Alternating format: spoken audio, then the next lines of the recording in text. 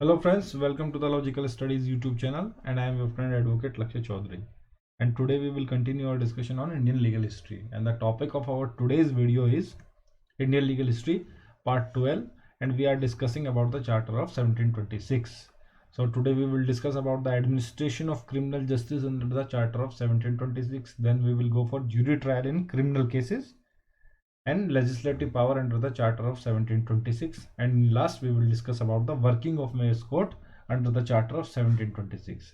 तो my dear friend, part 11 में हम कर चुके हैं एस्टेब्लिशमेंट ऑफ कॉरपोरेशन। तो ये जो हमारा टॉपिक है चार्टर ऑफ 1726, ये स्टार्ट हुआ था पार्ट 11 से, और पार्ट 11 में हमने कवर किया था चार्टर 1726 के under establishment of corporations at Bombay and Calcutta, mayor court at presidency town,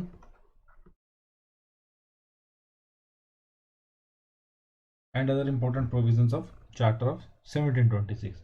in case अगर आपको ये चार्टर ऑफ 1726 को शुरू से देखना है तो पार्ट 11 वीडियो आपको उसका लिंक डिस्क्रिप्शन में मिल जाएगा, और अगर आप पार्ट 1 टू पार्ट 11 पूरा देखना चाहते हैं जब से हमने इंडियन लीगल हिस्ट्री शुरू किया था, that is from the year 1599 और फिर 1600 में जो ईस्ट इंडिया कंपनी बनी थी, तो अभी हम चार्टर ऑफ 1726 तक पहुंचे हैं। तो आप लॉजिकल स्टडीज़ यूट्यूब चैनल पे जाइए, द लॉजिकल स्टडीज़, और इंडियन लीगल हिस्ट्री की प्लेलिस्ट को एक्सेस कीजिए, आपको सारी वीडियोस वहाँ पर मिल जाएंगी।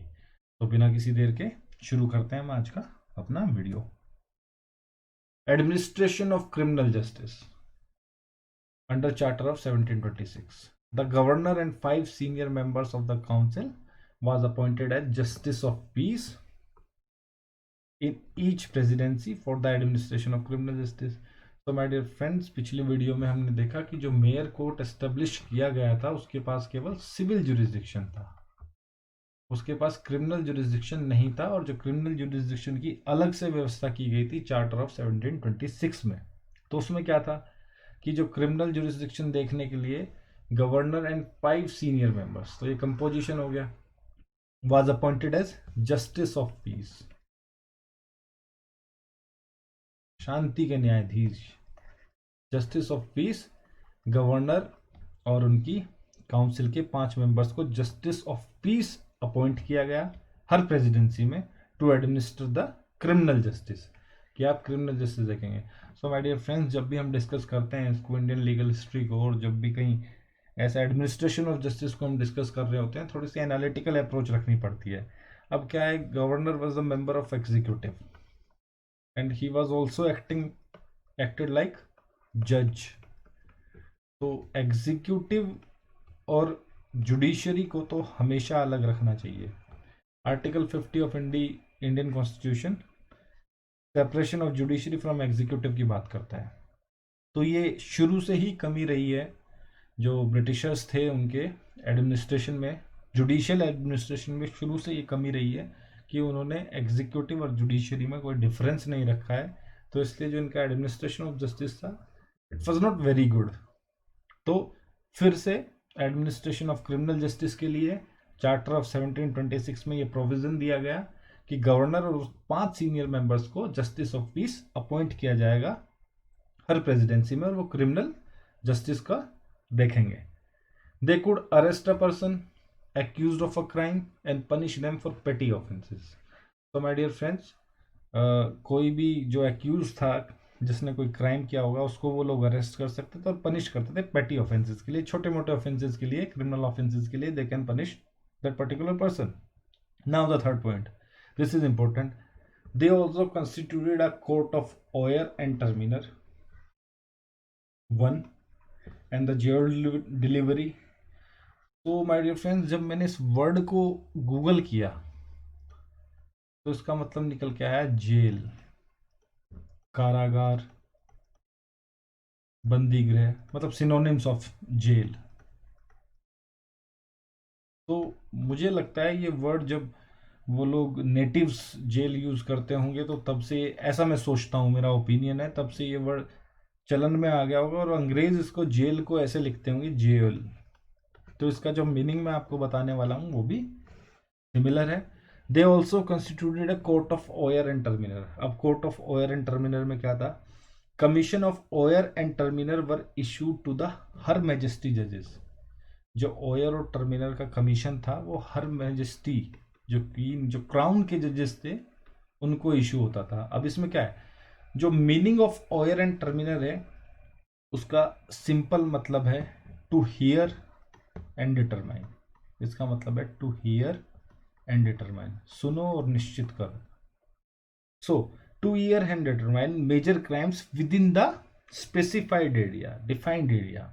तो ओयर और टर्मिनर था, जो कोर्ट ऑफ ओयर और टर्मिनर था, उसमें बेसिकली जो जजेस अपॉइंटेड बाय द क्राउन, और उनका काम था, उनको एक स्पेसिफाइड एरिया दे दिया गया था कि इस पर्टिकुलर डिफाइंड एरिया में जो भी क्राइम्स होंगे आप उनको सुनेंगे और डिटरमाइन करेंगे। To hear and determine, that is court of oyer and the terminer. Now court of jail delivery empowered the commissioner to try all criminal detained in a particular jail or jails। empowered a commissioner, मैं लिख देता हूं यहां पर। Jail delivery में क्या था, court में एक कमिश्नर होता था, उसको पावर्स दी गई। empowered a commissioner to try all criminals ये है empowered a commissioner to try all criminals detained in a particular jail,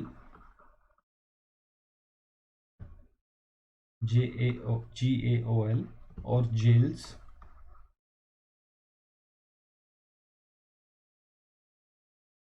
whose acquisition is pending। मतलब ऐसे क्रिमिनल्स को ट्राई करना, उनका ट्रायल करना जो जेल में पड़े हैं और जिनका एक्विजिशन अभी पेंडिंग है, वो काम था कोर्ट ऑफ जेल डिलीवरी का। उसमें एक कमिश्नर था, उसको बता दिया जाता था ये पर्टिकुलर जेल या इतनी सारी जेल्स आपके अंडर में है, और इनमें जो क्रिमिनल्स डिटेन्ड किए गए हैं, जो जेल के अंदर बंदी गृह में जो क्रिमिनल्स हैं और जिनका मुकदमा अभी पेंडिंग पड़ा है, सुनिए और फटाफट उनको निपटाइए। They also constituted a court of oyer, terminer and jail delivery, and were also required to hold quarter session for trial of all offences।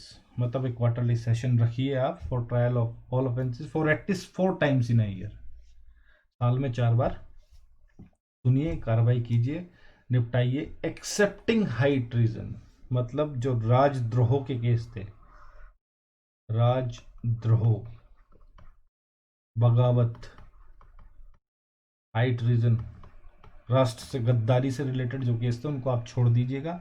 Apart from that आप लोग सुनिए, निपटाइए और कम से कम साल में 4 सिटिंग्स दीजिए। So my dear legals, I hope कि यहाँ तक क्लियर है। आगे चलते हैं, jury trial in criminal cases. अब ज्यूरी ट्रायल की व्यवस्था की गई थी चार्टर ऑफ 1726 में, चार्टर ऑफ 1726 में। The charter of 1726 provide that the criminal cases in presidencies be decided with the help of a grand jury and a petty jury। तो दो चीजें हैं इस पॉइंट में। पहली क्या है, about criminal cases, and second one is grand jury and पेटी ज्यूरी। तो जो क्रिमिनल केसेस हैं वो डिसाइड किए जाएंगे, उसमें हेल्प ली जाएगी ग्रैंड ज्यूरी की और पेटी ज्यूरी की। अभी ग्रैंड ज्यूरी और पेटी ज्यूरी क्या है, the grand jury which consist of 23 persons। तो ग्रैंड ज्यूरी में टोटल 23 लोग होते थे। was entrusted with the task of presenting person suspect of having committed a crime। और उनका कार्य क्या था, उनके जो बंदा था जिसके ऊपर सस्पेक्ट था, जो उसको लाया जाएगा जिसने कोई क्राइम किया होगा, और उससे रिलेटेड ये ग्रैंड ज्यूरी थी 23 लोगों की। उनके सम्मुख उसको प्रस्तुत किया जाएगा उस पर्टिकुलर सस्पेक्ट ऑफ क्राइम को, तब ये लोग उसमें फैसला लेंगे।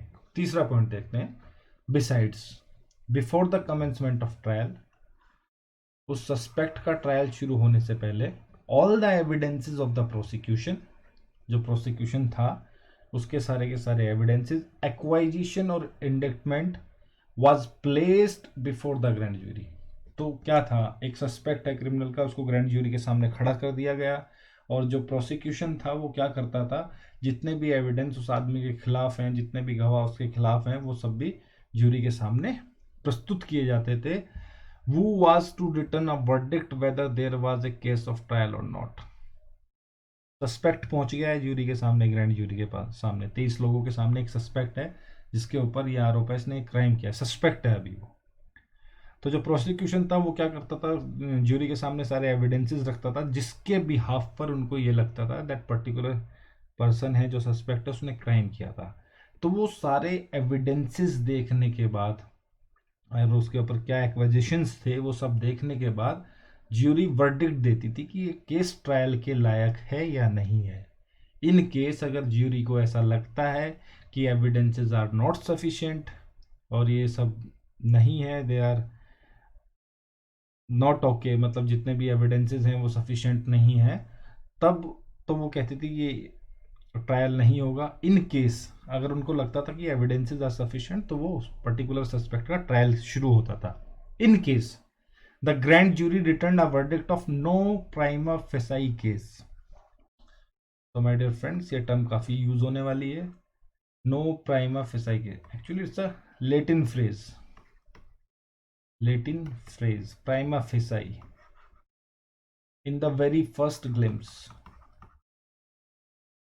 और हिंदी में इसको लिखेंगे प्रथम दृष्टया, मतलब जो पहली बार देखने से ऐसा ही नहीं लगता कि ऐसा हुआ होगा। मतलब जब आपके सामने कोई चीज़ पहली बार पेश की जाए तो आप कहते हैं ना, नहीं मुझे देख के ऐसा लगा कि नहीं ऐसा नहीं है, तो प्रथम दृष्टया जो पहली आपकी राय है देखने के बाद।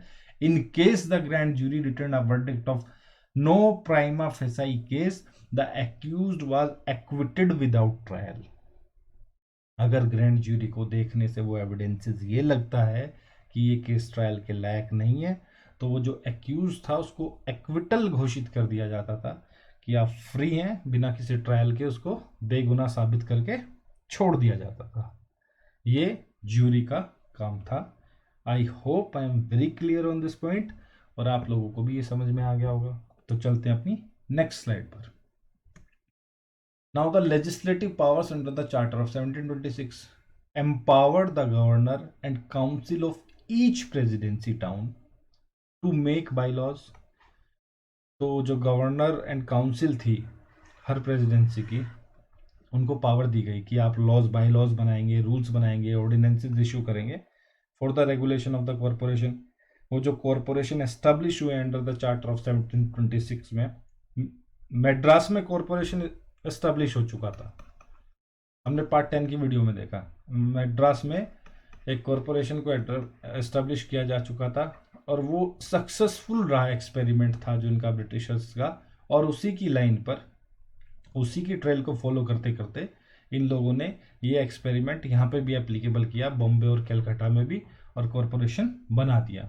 तो मद्रास में ऑलरेडी है, बॉम्बे और कलकत्ता में 1726 में बनाया गया। तो इट एम्पावर्ड द गवर्नर और काउंसिल को, गवर्नर और उसकी काउंसिल को पावर दी गई हर प्रेसिडेंसी टाउन में कि वो बाईलॉज बना सकते हैं, रूल्स बना सकते हैं, ordinances for the regulation of the corporation and inhabitants of the presidencies, and they would also prescribe punishment for the breach of such laws and rules। So my dear friends, governor and council अब legislative body बन चुकी है। इनके पास power है by the virtue of charter of 1726 कि आप corporation का काम चलाने के लिए, कॉरपोरेशन का जो कार्यवाही है उसको जारी रखने के लिए सुचारू रूप से, और जो लोग प्रेसिडेंसीज में रहते हैं या कॉरपोरेशन के अंडर हैं वहाँ रहने वाले लोग, उनके लिए आप बाई लॉज बनाएंगे, रूल्स बनाएंगे, ऑर्डिनेंसेस बनाएंगे। इन केस अगर कोई ब्रीच करता है, वायलेशन करता है इन सॉरी इन लॉज का, रूल्स का, बाई लॉज का, तो उसके लिए आप उसको पनिश भी करेंगे, उसके लिए प्रिस्क्राइब पनिशमेंट फॉर ब्रीच, और आप ये भी बताएंगे कि इस ब्रीच का पनिशमेंट क्या होगा। Now the punishment prescribed for breach thereof would be reasonable and not contrary to the laws of England. One point, would be reasonable मतलब रीजनेबल पनिशमेंट होगा, और जो लॉज ऑफ इंग्लैंड है, जो England की विधि है, कानून है, उसके अगेंस्ट नहीं होगा वो punishment. And they could not be effective unless approved and confirmed by the companies court of director in England. तो माय डियर फ्रेंड्स, यहाँ पर सी को कंपनी में बड़ा होना चाहिए था। चलिए, हाँ, they could not be effective unless approved and confirmed by the company's court of directors. तो जो वो पनिशमेंट दिया जाएगा वो तब तक नहीं दिया जाएगा जब तक जो कंपनी के कोर्ट ऑफ डायरेक्टर हैं इंग्लैंड में वो उसको अप्रूव ना कर दें, कंफर्म ना कर दें। तो इन शॉर्ट समरी ये है इस स्लाइड की कि गवर्नर हैं और उनकी काउंसिल है, वो लॉज बनाएगी प्रेसिडेंसी में रहने वाले लोगों के लिए, कॉरपोरेशन के एम्प्लॉयज़ के लिए, और जो उन लॉज को ब्रीच करेगा, फॉलो नहीं करेगा, उसके लिए गवर्नर एंड काउंसिल एक पनिशमेंट भी प्रिस्क्राइब करेगी, बताएगी कि इन दैट सिनेरियो जब वायलेशन होता है या ब्रीच होता है तो क्या पनिशमेंट होगा, और वो जो पनिशमेंट होगा वो रीजनेबल होगा, इंग्लैंड के लॉज के खिलाफ नहीं होगा, according to the laws of England, और वो तब तक इफेक्ट नहीं होगा पनिशमेंट जब तक जो कंपनी के कोर्ट ऑफ डायरेक्टर इंग्लैंड में बैठे हैं उसको अप्रूव और कंफर्म ना कर दें। That's all about this slide. Now today's last topic, working of the mayor's court of 1726. The mayor court, being the crown's court, exerted their judicial independence, which made the council unhappy. So my dear friends, working of mayor's court of 1726. तो जो मद्रास में mayor court बना था, Madras mayor court, उसकी जो power थी वो company से इशू हुई थी। यहाँ एक डिफरेंस है, अपनी आने वाली अगली वीडियो में हम पढ़ने वाले हैं comparison between Madras mayor court and now the comparison between the mayor courts of Madras और उन कोर्ट्स के बीच में जो चार्टर ऑफ 1726 ने एस्टेब्लिश किए हैं। अब क्या हुआ कि मद्रास का मेयर कोर्ट तो था, लेकिन जो चार्टर ऑफ 1726 है उसने दोबारा एस्टेब्लिश किया Bombay, Calcutta and Madras on the same lines. तो जो मद्रास का मेयर कोर्ट था उसकी पावर्स कंपनी में आती थी, और जो गवर्नर एंड जनरल काउंसिल है they are directly related to company. लेकिन ये जो मेयर कोर्ट बने हैं 1726 के, ये क्राउन के चार्टर था, ये this was the charter of crown issued by the crown, charter of 1726। और इनकी जो पावर्स थी, जुडिशियल इंडिपेंडेंस जो इन्हें मिली हुई थी वो डायरेक्टली क्राउन से मिली हुई थी, कंपनी से नहीं मिली हुई थी। और जो चार्टर ऑफ 1726 को लाने का मकसद था ये था एक यूनिफॉर्मिटी जुडिशियल एडमिनिस्ट्रेशन में बन जाए। ऐसा नहीं है कि इस प्रेसिडेंसी का जुडिशियल एडमिनिस्ट्रेशन कुछ अलग तरीके से काम कर रहा है, उस प्रेसिडेंसी का कुछ अलग तरीके से, तीसरी का तीसरे तरीके से काम कर रहा है, नहीं। इस बार ये लोग तंग हो चुके थे और ये चाहते थे कि जितनी भी प्रेसिडेंसीज हैं सब में एक तरह का जुडिशियल एडमिनिस्ट्रेशन हो, एक तरीके से सब में प्रोसीडिंग्स हो, एक ही रूल को सब फॉलो करते हो। तो अब क्या था, तो ये जो मेयर कोर्ट एस्टेब्लिश हुआ by the virtue of charter 1726, इसकी पावर और इसकी जो इंडिपेंडेंस थी जुडिशरी की वो डायरेक्टली क्राउन से आ रही थी, जिससे काउंसिल वाज अनहैप्पी। जो गवर्नर और उसकी काउंसिल थी वो लोग कुछ ज़्यादा खुश नहीं थे, क्योंकि उनका जो होल्ड था मेयर कोर्ट पे, होल्ड और जो कंट्रोल उनका था वो सब अब नहीं रहा था। जब आदमी का किसी चीज़ पे से नियंत्रण चला जाता है तो वो बेहद दुखी होता है। तो यही उनके साथ हुआ, क्योंकि अब वो मेयर कोर्ट की जो कार्यवाही थी उसमें खास दखल नहीं दे सकते थे, क्योंकि वो डायरेक्टली जो पावर थी वो क्राउन से मिली हुई थी, उनकी इतनी हैसियत नहीं थी कि वो मेयर कोर्ट में दखल दें।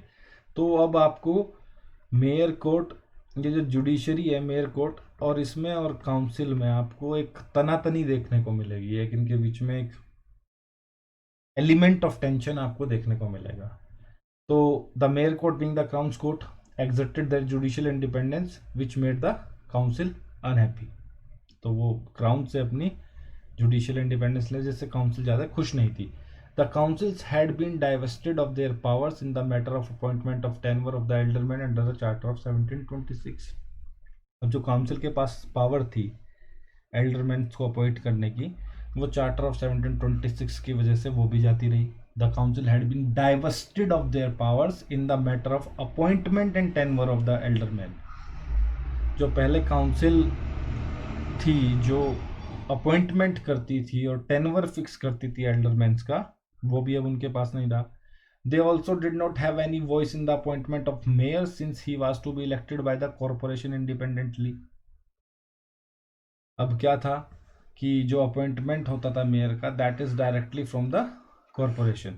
अब उस कॉरपोरेशन में क्या था, मेयर एंड 9 अदर एल्डरमैन्स, ये जो एल्डरमैन मिलके मेयर को चूज करते थे, तो उसमें भी काउंसिल का कोई हस्तक्षेप नहीं था। इस चीज ने भी काउंसिल को काफी दुखी किया और परेशान किया। The appeals led to the king in council where the subject matter exceeded 1000 pagodas.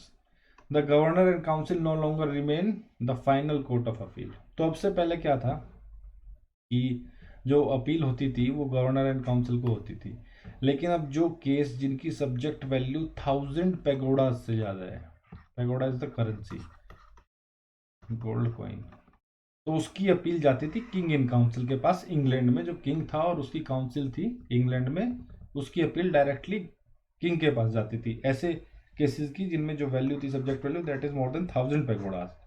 तो अब गवर्नर एंड काउंसिल का अपीलेट जुरिस्डिक्शन भी खत्म हो गया। तो ये सारी चीजें थी जिससे गवर्नर और उसकी काउंसिल खास खुश नहीं थे। The effect of the judicial scheme envisaged by the charter of 1726 was that the corporation and the mayor courts were completely independent of the executive government. G. Thus, the Charter of 1726 adopted the principle of independence of judiciary to a considerable extent, which was positive development in the legal history of India. So, my dear friends, अब तक हमने जितने भी charters पढ़े और जितनी भी judicial administrations हम पढ़ते आए हैं ब्रिटिशर्स के 1726 से पहले, उसमें कहीं ना कहीं हमें देखने को मिला that judiciary was not independent. Judiciary थी, जो न्यायपालिका थी, वो स्वतंत्र नहीं थी, उसमें एग्जीक्यूटिव का हस्तक्षेप था। कैसे था कि जो हमने पढ़े थे एडमिरल्टी कोर्ट को, जो हमने पढ़ा एडमिरल्टी कोर्ट में क्या था, जो जज था एडमिरल्टी कोर्ट से, जो फॉर एग्जांपल एडमिरल्टी कोर्ट से जो अपील जाती थी वो कहाँ जाती थी, गवर्नर एंड काउंसिल के पास। और ये जो जज हुआ करता था एडमिरल्टी कोर्ट में, ये गवर्नर एंड काउंसिल का मेंबर हुआ करता था। तो this was the directly interference of executive in the judiciary. लेकिन जो चार्टर ऑफ 1726 बना उसमें मेयर कोर्ट जो थे और उनका जो इलेक्शन था that is directly from the corporation. अब कैसे था, कॉरपोरेशन का जो मेयर था, मेयर के साथ एल्डरमैन थे, ये एल्डरमैन आपस में, अब इन एल्डरमैन में क्या था, there were 9 alderman apart from that mayor, 7 were British born and 2 of any other nationality. पिछले वीडियो में आपको देखने को मिल जाएगा ये, अगर आप डिटेल में इसको देखना चाहते हैं। तो ये 9 एल्डरमैन मिलकर इस मेयर का चुनाव करते थे और ये मेयर सिविल जो जुरिस्डिक्शन इसके पास था, ये सिविल केसेस को देखता था। तो इसमें गवर्नर एंड काउंसिल का कहीं भी कोई हस्तक्षेप नहीं था। अभी जो हमने यहाँ पे पढ़ा working of mayor court of 1726, इसमें क्या था, इनकी पावर जो थी वो गवर्नर एंड काउंसिल से नहीं थी, कंपनी से नहीं थी, इनकी डायरेक्टली क्राउन से इनको पावर मिली थी। तो इस सिलसिले में तो ये गवर्नर एंड काउंसिल के प्रेशर में नहीं आने वाले थे। उसके बाद हमने देखा appointment and tenure of alderman. जो एल्डरमैन कॉरपोरेशन का हिस्सा थे उनका जो अपॉइंटमेंट और जो टेन्योर जो उनका फिक्स करना था कि कितने साल रहेंगे, काम करेंगे, इसमें भी गवर्नर एंड काउंसिल का कोई हस्तक्षेप नहीं था। ठीक है, अपॉइंटमेंट ऑफ मेयर में भी गवर्नर एंड काउंसिल का कोई हस्तक्षेप नहीं था। और जो फाइनली जो अपील थी मोर देन 1000 पगोडास, वो भी अब गवर्नर एंड काउंसिल के पास नहीं थी, वो डायरेक्ट किंग इन काउंसिल के पास थी इंग्लैंड में। तो एक तरीके से साइडलाइन कर दिया गया गवर्नर एंड काउंसिल को। तो इसलिए कहा गया है thus the charter of 1726 adopt the principle of independence of judiciary to a considerable extent. मतलब अभी भी फुली इंडिपेंडेंट नहीं हुई है जुडिशरी। क्यों नहीं हुई है, चलिए ये भी एक बार देख लेते हैं। अब हमने ये पढ़ा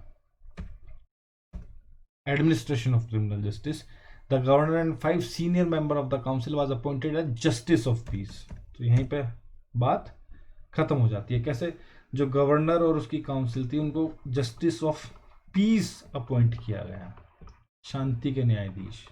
अब फनी ना। तो लेकिन वो एग्जीक्यूटिव के मेंबर थे, वर्किंग एज जजेस फॉर द क्रिमिनल एडमिनिस्ट्रेशन। तो अभी इंडिपेंडेंट नहीं हुई है पूरी, लेकिन सिविल मैटर्स में जहां तक हम मेयर कोर्ट की बात कर रहे हैं, इसमें इसको इंडिपेंडेंस थोड़ी सी मिली, that is the considerable extent which was a positive development in the legal history of India। और जब भी इंडिपेंडेंस ऑफ जुडिशरी की बात हो dear legal eagles, my dear friends, तो आर्टिकल 50 को अपने जहन में हमेशा याद रखना, separation of executive from judiciary, very important article. तो माय डियर फ्रेंड्स, मुझे लगता है कि आपको मेरा ये प्रयास पसंद आया होगा और आपको यहाँ तक ये अच्छे से समझ में आ गया होगा। So my dear friends, thank you so much for watching this video. Please subscribe my channel, share my channel. अच्छा लगे तो लाइक कीजिए और नहीं लगे तो डिसलाइक कीजिए। खूब भर भर के कमेंट कीजिए। और इन केस आपको कांटेक्ट करना है तो टेलीग्राम पे चैनल है, इसको ज़रूर आप ज्वाइन कर लीजिए, क्योंकि सारी जितनी भी मैं वीडियोस, इसके अलावा लीगल हिस्ट्री के अलावा बैकग्राउंड ऑफ इंडियन कॉन्स्टिट्यूशन हम कर चुके हैं, मेकिंग ऑफ इंडियन कॉन्स्टिट्यूशन हम कर चुके हैं, और उसकी सारी वीडियोस आपको the logical studies YouTube channel पर मिलेगी। वहाँ पर आपको 2 प्लेलिस्ट मिलेंगी फिलहाल, that is the Indian legal history, उसमें पार्ट 1 to पार्ट 12 आपको वहाँ पर मिलेगा, अपडेट होता रहता है। और कॉन्स्टिट्यूशन ऑफ इंडिया मिलेगी, historical background of Indian constitution आपको उसमें मिलेगा, that is in 1 to 8 part. Then making of Indian constitution 1 to 4 part, total 12 videos till now. और इंस्टाग्राम पे आप फॉलो कर सकते हैं द लॉजिकल स्टडीज़, और अगर आपको मेल करना है तो thelogicalstudies@gmail.com। आपको ये PDF नोट्स चाहिए तो आपको ये प्रिंटेड मटेरियल मिल जाएगा। इन केस आपको कोई और हेल्प चाहिए regarding your studies, regarding your projects, regarding your dissertation, कुछ गाइडेंस चाहिए तो मेरे से जितना बन पड़ेगा आई विल हेल्प यू। तो आज के लिए मुझे इजाज़त दीजिए। This is your friend advocate Lakshya Chaudhary signing off for the day. मिलते हैं एक नई वीडियो के साथ, that too very soon. Bye bye.